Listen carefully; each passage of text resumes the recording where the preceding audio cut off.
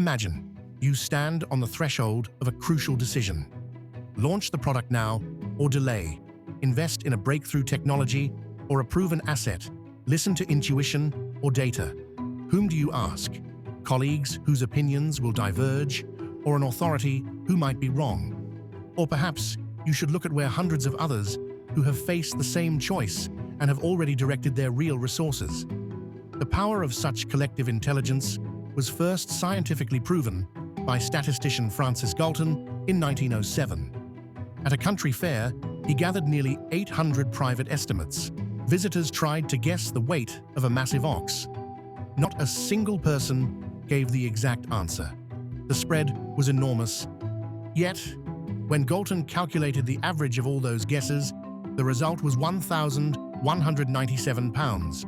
The ox's true weight was 1,198. The crowd, unaware, had been off by just 1 pound, producing a nearly perfect collective answer. This is the hidden power of collective wisdom. Why does the collective outperform the expert?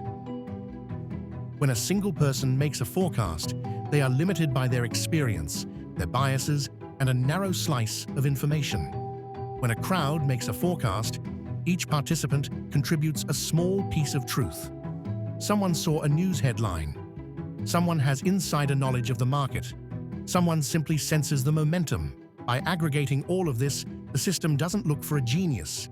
It averages out individual errors and amplifies accuracy. That's how the phenomenon known as the wisdom of the crowd emerges, often more reliable than the loudest expert opinions. A market is not a guessing game. It is collective statistics transformed into a price. You don't need a profit when you have 1,000 rational skeptics.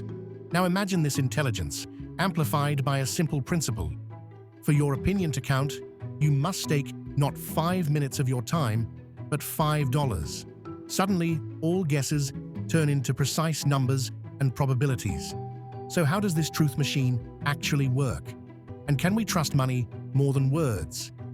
What if we turned a simple opinion into a wager where the cost of being wrong is your own resources? It turns out this mechanism already exists, and it surrounds us everywhere. In fact, you're almost certainly participating in it already. What if I told you that your insurance policy is the most conservative bet in the world? A bet against yourself. You pay money and make a wager. I bet that this year my car will be wrecked, my house will burn down, and I'll break a leg. On the other side of the table sits the insurance company replying, "Deal. We bet that you'll stay safe and sound." This is the oldest, most legalized, and largest prediction market in existence, the insurance market. We all participate in it without even realizing that a purchased policy is in fact a forecast of our own future expressed in money. The insurance company collects millions of such grim forecasts from all of us to calculate how many accidents, fires, and broken bones there will be this year. The higher your personal catastrophe coefficient, the more expensive your ticket into this lottery. At the very moment an insurance agent calculates your premium, they are doing exactly the same thing a bookmaker does when setting odds on a football match. They're estimating the probability of an event, hoping to profit from your misfortune. And this principle, a bet on the future that has a price, lies at the core of sports betting, political wagering, and all modern prediction markets. Let's take a closer look at how it works when the stakes are not your car, but the outcome of a World Cup or a presidential election. Imagine a dispute between two investors about the future of a startup. One is confident in success and stakes $80,000 believing the company will thrive. The other is doubtful and bets $20,000 that it won't. The total pot? $100,000. Why are the amounts different? Because they represent each investor's probability expressed in money. The first believes strongly, about 80%, the second weakly, about 20%. The winner takes all money. This is how bets turn opinions into clear prices and odds. But what if there are hundreds of investors with different views? You need an intermediary, a bookmaker. In the world of finance, this role is played by an exchange. or a platform. Its task is to organize the market, match all the for and against, so that anyone can place a bet and the winner can get a payout. His profit lies in facilitating the process. Imagine March 2018 in the office of bookmaker Alex Smith. The world is filling out brackets for NCAA March Madness. The first round matchup, the unbeatable Virginia Cavaliers against the humble UMBC Retrievers. In the entire history of the tournament, a #1 seed had never lost in the first round. The first bets come in as expected.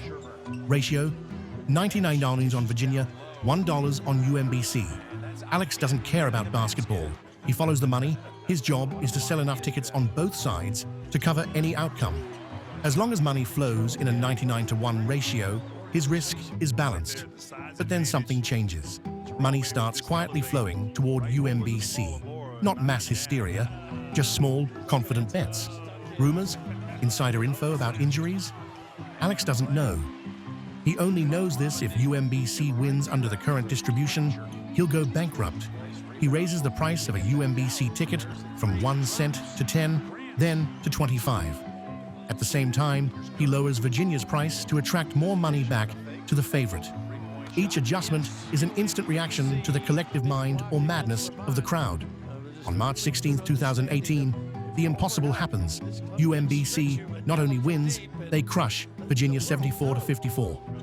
The sports world gasps, but for Alex and those who watch the market closely, it wasn't a shock. The quiet flow of money toward the underdog had already whispered the truth.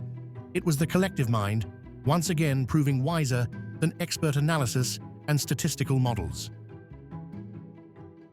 When a bookmaker sets fixed odds, they take enormous risk. They must guess how people will bet in order to stay profitable. It's complex and dangerous, but there's a brilliantly simple solution. Don't be the center of all bets, be the platform for trading them. Imagine that instead of selling you a simple betting slip, the bookmaker issues a financial security, a share, that will be worth $1 if your candidate wins and nothing if they lose. He issues 1,000 of these shares for each candidate, sells them at starting prices, for example, 53 and 47 cents, and his job is done. Then the most interesting part begins, the open market. Those who bought these shares can immediately resell them to each other at any price determined by supply and demand.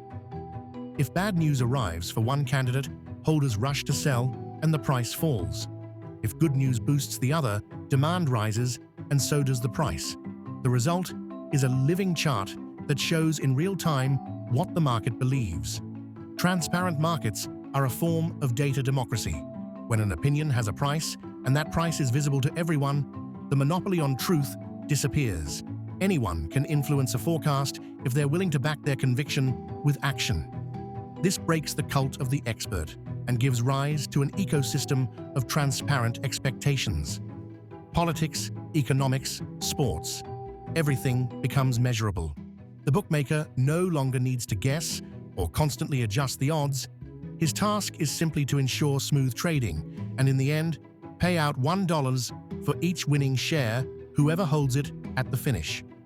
This is exactly how the first prediction markets were born. The most famous case, the US presidential election of 1916. While newspapers hastily declared Charles Hughes the winner, the price of shares for Woodrow Wilson steadily rose on the betting exchange. The market, with its collective flow of money, voted for Wilson and was right. It was more accurate because every transaction reflected not one opinion, but the combined judgment of all who were willing to back their beliefs with cash. So how much can we actually trust prediction markets? This question about manipulation led to their prohibition in the United States in the 1940s. Authorities feared that prices might not only predict the future, but also influence it. But that very ability to absorb everything is their true strength. A prediction market is an information processing machine. Its price includes everything: expert analysis, breaking news, panic rumors, rational calculations, and even insider knowledge that no media outlet would dare publish. The key difference? Price equals probability. It's not an abstract stock price. If a contract on a candidate's victory costs 56 cents, it literally means the market estimates their chances at 56%. This makes the market self-regulating. When the price nears 90 cents, earning 10 cents requires risking 90. Few are willing to take that bet, which prevents prices from reaching irrational extremes. The market shows what we collectively believe based on what we collectively know. We don't live in a world of facts, we live in a world of probabilities. When decisions are driven by data, what matters is not who is right, but how likely they are to be right. Prediction markets make that probability visible. They turn a chaos of opinions into manageable statistics. The world stops being black and white, it becomes probabilistic. A prediction market is thus a giant expert, made up of thousands of self-interested participants.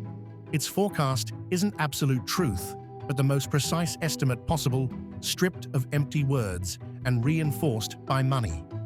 To ignore it would be like ignoring a global weather forecast compiled from every meteorological station on Earth, just because it looks sunny outside. The market doesn't know the future, it knows what we know. It's a mistake to think the market guesses events. It doesn't predict, it reflects the balance of information at the present moment. When new data appears, the price changes. When the market turns out to be right, it's not a miracle, it's statistics. It doesn't divine outcomes, it simply processes information faster than anything else. The market isn't a fortune teller, it's a mirror of our collective knowledge. So what should we trust, expert opinions or money? Today, services like OUTPOLL provide a modern answer. They are the digital embodiment of the same ancient principle. A monetary stake turns opinion into price and price into probability. How does it work? Crypto-based voting. You stake tokens on the outcome of any event, from a sports match to a world leaders summit. Price equals forecast. The combined weight of all bets forms a market price. If a contract on a team's victory costs 75 cents, the market estimates its chance of winning at 75%. Accuracy of the crowd. Just like in Galton's ox experiment, thousands of individual judgments, backed by real money, filter out noise and produce an incredibly precise signal. OUTPOLL isn't a fortune teller, it's a calculator. It doesn't predict the future, it aggregates collective confidence in real time.